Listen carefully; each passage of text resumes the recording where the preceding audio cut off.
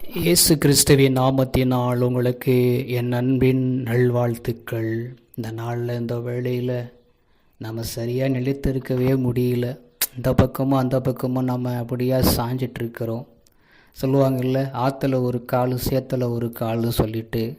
அப்படியா உலகத்தில் போகும் பொழுது 6 நாள் நம்ம என்ன பண்ணுவோம், என்ன வேணாலும் செய்யலாம்.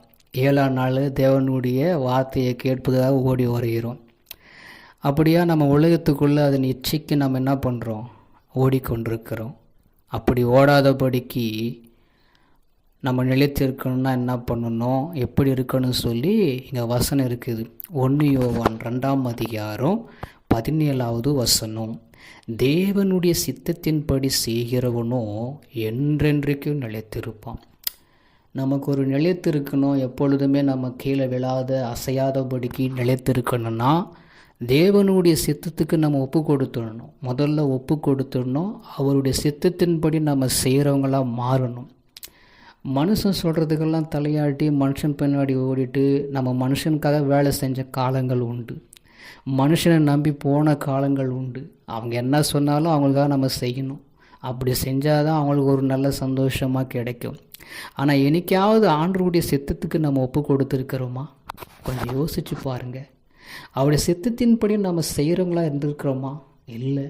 எதை செஞ்சாலும் ஒரு மனுஷன் சொல்கிறத கேட்ட உடனே அவங்களுக்காக நம்ம ஓடுறோம். முதல்ல ஆண்டவருடைய பிள்ளைகளாக இருக்கிற நாம் தேவனுடைய சித்தத்தின்படி செய்கிறவனாய் நாம் இருக்கும்படும் பொழுது நம்ம எப்போவுமே நம்ம நிலைத்திருப்போம். யாருடைய வார்த்தையை நம்ம கேட்க மாட்டோம். ஆண்டவருடைய வார்த்தைக்கு நாம் செவி கொடுக்கப்படும் போது, அவருடைய சித்தத்துக்கு செவி கொடுக்கும் பொழுது புயலே வந்தாலும் காற்றே அடித்தாலும் நம்ம கீழே விழ மாட்டோம். என்றென்றைக்கும் நிலைத்திருப்போம். அந்த பரலோக ராஜ்யத்தின் பரலோக பார்வையிலே நம்ம போய் கொண்டிருப்போம். உலகமாத நிச்சயம் ஒளிந்து போகும்னு சொல்லி முதல்ல சொல்லப்பட்டு கொண்டிருக்கிறது. அப்போ தேவனுடைய சித்தத்தின்படி செய்கிறவன் எவனோ என்றென்றைக்கும் நிலைத்திருப்பான். இனிமையாவது தேவனுடைய சித்தத்துக்கு நம்ம ஒப்பு கொடுப்போம். மனுஷன் சொல்கிற வார்த்தைக்கு நீங்கள் அவ்வளோ கீழ்ப்படிந்து நடக்கப்படும் பொழுது தேவனுடைய வார்த்தைக்கு ஏன் கீழ்ப்படிந்து நடக்கக்கூடாது? அவருடைய சித்தத்துக்கு ஏன் நம்ம செய்யாமல் இருந்து கொண்டிருக்கிறோம்? அவருடைய சித்தத்தின்படி நம்ம செய்கிறவர்களாய் மாற வேண்டும். வீடு கட்டும் பொழுது தேவனுடைய சித்தத்துக்கு காத்திருக்கிறோமா? இல்லை ஏதாவது ஒரு காரியம் நடக்கும்போது தேவனுடைய சித்தத்துக்கு காத்திருக்கிறோமா? இல்லையே. தேவனுடைய சித்தம் என்ன என்பது நம்ம தெரிந்து கொள்ளாமல் நம்ம வாழ்க்கையில் நம்ம வாழ்வதனால தான் தோல்விகளை நம்ம பெற்றுக்கொண்டிருக்கிறோம்.